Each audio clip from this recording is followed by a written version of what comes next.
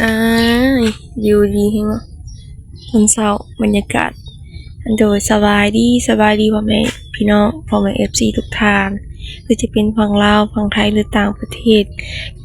ยินดีต้อนรับเข้าสู่ช่องน้องเมย์เด้อมื้อนี้ก็ตื่นเช้ามาก็ได้พาทางน้องมวยมาออกกำลังกายนี่จับได้อยู่บ่สบายดี สบายดีเป็นจังได๋มาขอจำได้มั้ยก็ได้บ่ว่ามาขอจำ มันเกิดจากรับกล่องเลยคือบ่เอานะมาต้องมาชุ่ม เป็นจังได๋เช้าแล้วบ่ใครแน่แหละ ใครเนี่ยอยู่เบิดนี่กับ เมื่อคืนนี้เพิ่นจะกินข้าวติดอกตแต่บ่ายโมงหิวข้าวแฮงเนาะวันนี้ก็กินต้มมีไว้ก่อนออกจากหม้อจะไปกินในใจนะคืออยากกินหยังในใจนะเดี๋ยวนึกว่าคิดไว้ตั้งแต่ออกหม้อพู้ได้อยู่บ่ถ้าบ่ได้ก็สิจับให้ได้ฮอดว่ะฮอดมันอยากฮอดนี่อะไรวะแม่เป็นปลูกผักลายเด้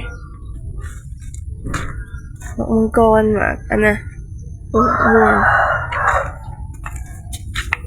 กินข้าวอิ่มว่ากันอยู่กันย้อนอยู่เด้อเนาะยังบ่ทันวีผมเนาะเข้าก่อนจังวีเอาไปไหนแต่ทางแม่เพิ่นนั่นแหละมามื้อคืนนี้เป็นก็เลยเมื่อหอบค่ำเมื่อจักโมงว่าเพิ่นเมื่อ 9:00 นเนาะ 10:00 นบ่ 10:00 น 11:00 นพอดีใส่สโลม 8:00 นอันนี้ธงที่2ใส่2ถุงเลย2ถุงมันจะมีแฮงเพิ่นว่าแนะนำให้ใส่แบบนี้เนาะว่าสิให้ใส่ได้วิตามินแหละแม่นบ่ยาวิตามินนี่นะยาวิตามินมันจะเป็นสีเหลืองโอ้มันต่างกันอยู่ของหมอถ้าอยู่บ่อนนั้นเนี่ยก็เพิ่นมาใส่สโลมอยู่ในแถวบ้านเฮาดิยาวิตามินมันสิเป็นสีเหลืองเนาะสีเหลืองสีแดงลองอย่างไปพูดดินี่อย่างนี้เหรอนี่เสียมาขอสิจำให้มาลองแอบเบิ่งเพิ่นลุกมาแต่เช้าเลยแหละ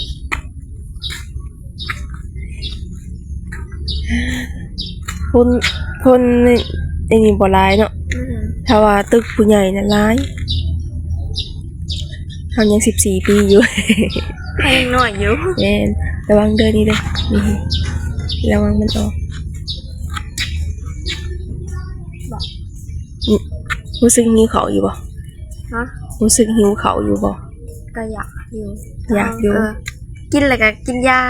จังโมงล่ะกินยาจังโมงนั่นอันนี้ก็6:31 7:00 นกินยาแล้วนี่กินยากินข้าวแล้วก็กินยาถ้ามัน7:00 นแล้วเนาะอย่างก้อนยันมันวินหัวถ้า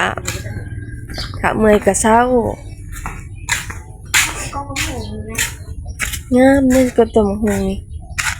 เป็นบางคนไปปลูกเนาะนี่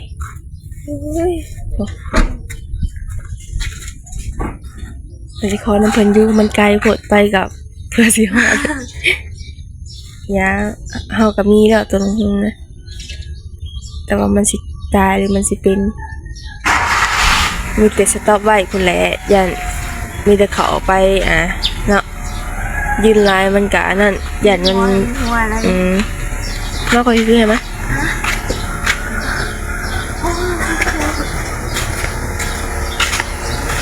ไปนี่สิมื้อละเด้สิได้มื้ออะไร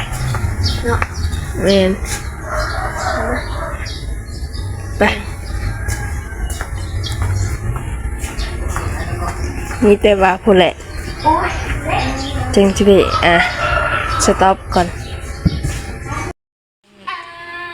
ให้ถึงจะออกโอเค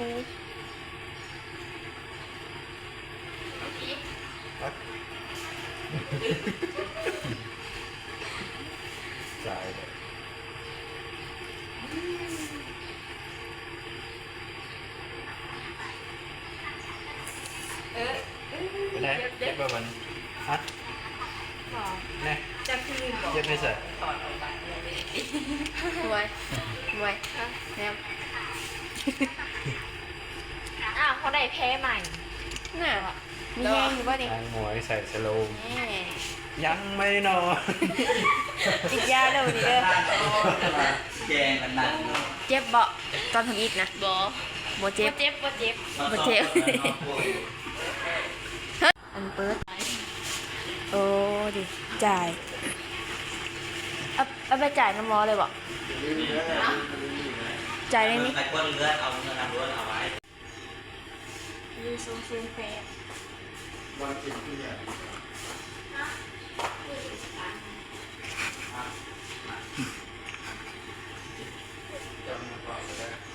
เดี๋ยวเราตบก็ต้องคนนั้นน่าจะมอก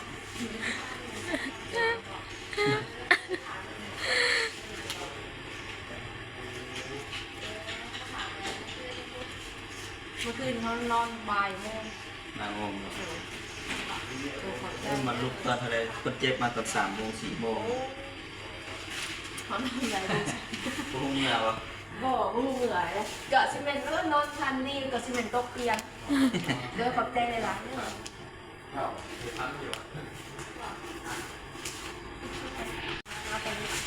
อ๋อดีดองๆเลยเนาะ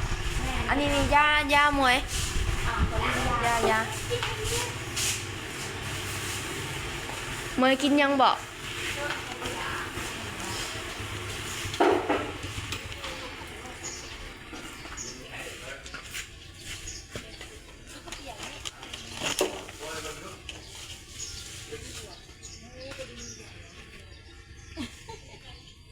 คุณแล้ว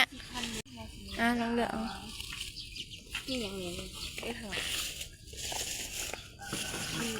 นกปลานิลเด้อท่านมาทะเลนกปลานิล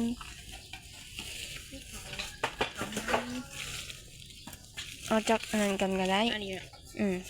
เดี๋ยวอื่นท้องกินนกปลานิลเป็นไงเนี่ยเดียวก็เห็นเลยเลยไม่เดือดเดือดเดือดเป็นง่ายพวกมึงมั้ยเสียงหมกปนินดูเลยมันเป็นลูกปลา มาใช้เต้นเขายังบริบีกัน แล้ว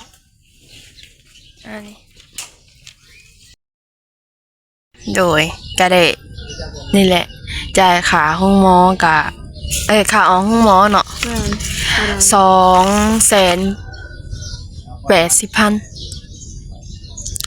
โดย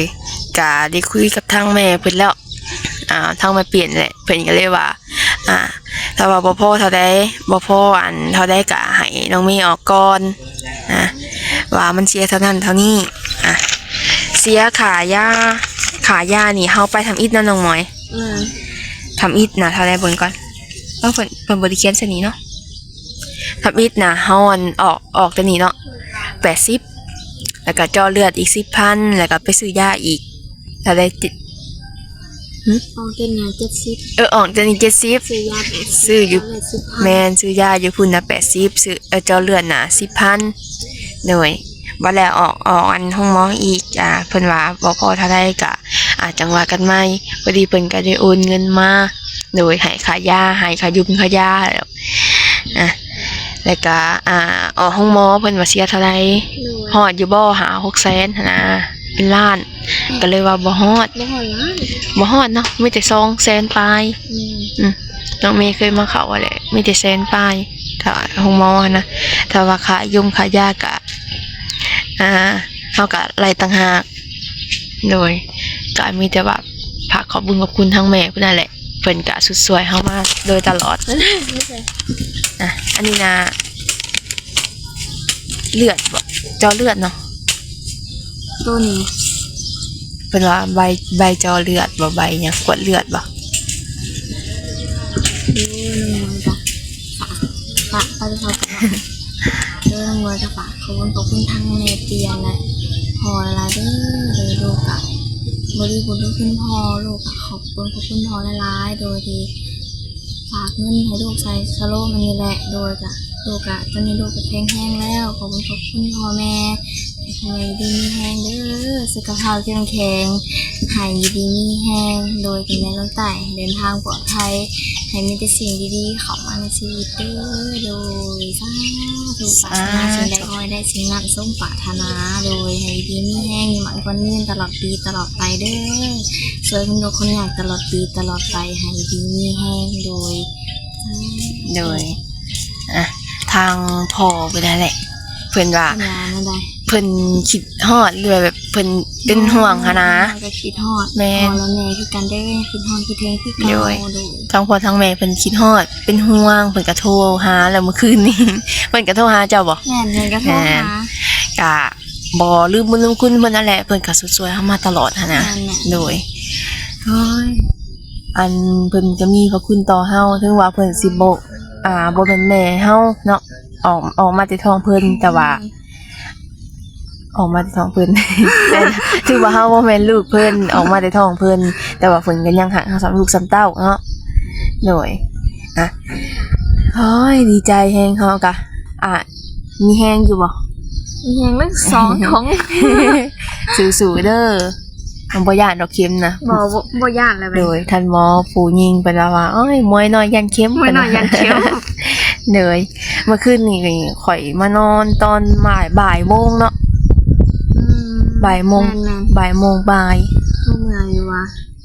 ตาบ่อยากได้เลยดิ ข่อยก็เลยว่า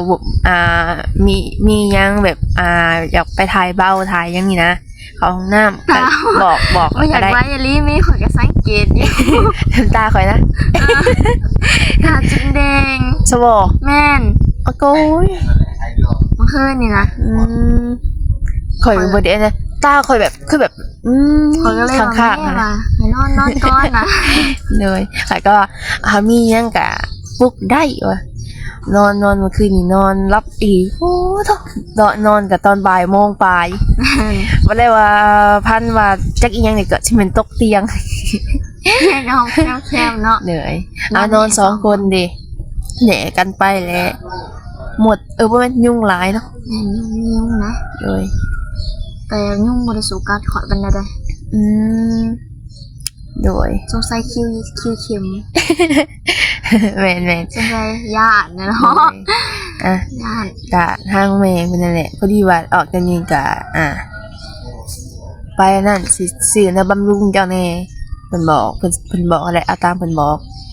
มันจะว่าเพิ่นว่ากินข้าวหลายๆเพิ่นพ่อแม่แหละทั้งพ่อซันดี้บอก อัน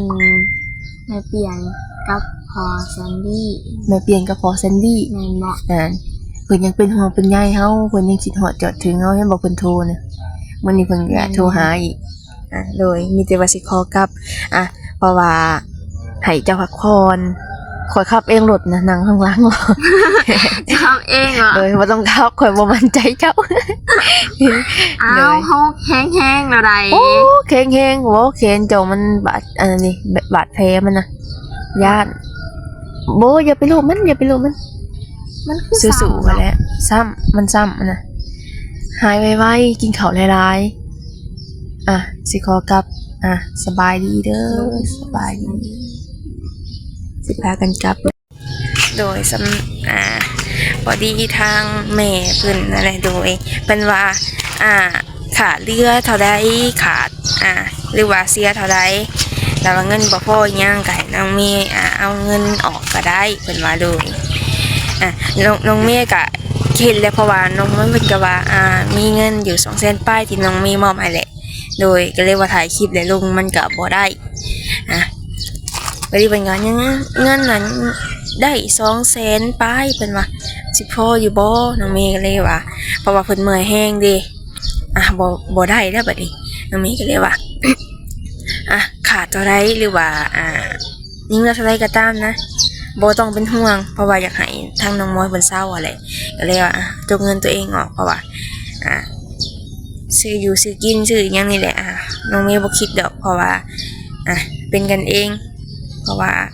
ทางเพิ่นก็บ่มีไผอะไรนะน้องเมย์คือกันนั่นแหละคิดสภาพตัวเองเนาะเมื่อคืนนี่ก็นอนเผาเพิ่นวัดชื่นแต่ว่าทางเบิ่งอาการเพิ่นนั่นแหละ โดยกะว่ามีหยังกะให้ปลุกกันเด้อปลุกน้องเมย์เลยเพอมานอนบ่ายโมงไปเบิ่งว่าย่านแบบสโลว์เมิดอีหยังนี่นะย่านว่าบ่ฮู้เมื่อกะทางหมอเพิ่นก็ออกมาเจาะเบิ่งอยู่โดยดีแล้วเพิ่นออกมาเจาะเบิ่งเฮาว่ามันเป็นจังไดน้องเมย์ก็ขอบคุญขอบคุณทางแม่หลายๆเด้อโดยที่ช่วยทางให้น้องเมย์ให้มีงานเข้าให้ได้ผ่านกด YouTube แล้วก็ให้ทางน้องเมย์เข้าห้องหมอแล้วก็ใส่สโลว์ให้เพิ่นมีแห้งโดยให้น้องเมย์มาเป็นสะพานบุญให้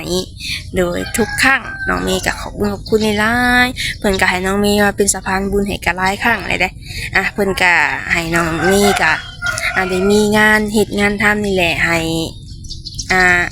ได้ผ่านกด YouTube ไวๆเพิ่นว่าโดยขอบคุณหลายๆให้พ่อแซนดี้แล้วก็ทางแม่เปลี่ยนให้อยู่ดีมีแห้งความเจ็บจะสุดได้ความไข้จะโซมีให้หายพยาธิโรคาเด้อโดยไปทางใดมาทางใดก็คอยเดินทางตลอดปลอดภัยและทางพ่อและแม่นั่นแหละมีแต่ว่าสิขอลาขอจบคลิปเพียงแต่เท่านี้คลิปหน้าพบกันใหม่เด้อสบายดี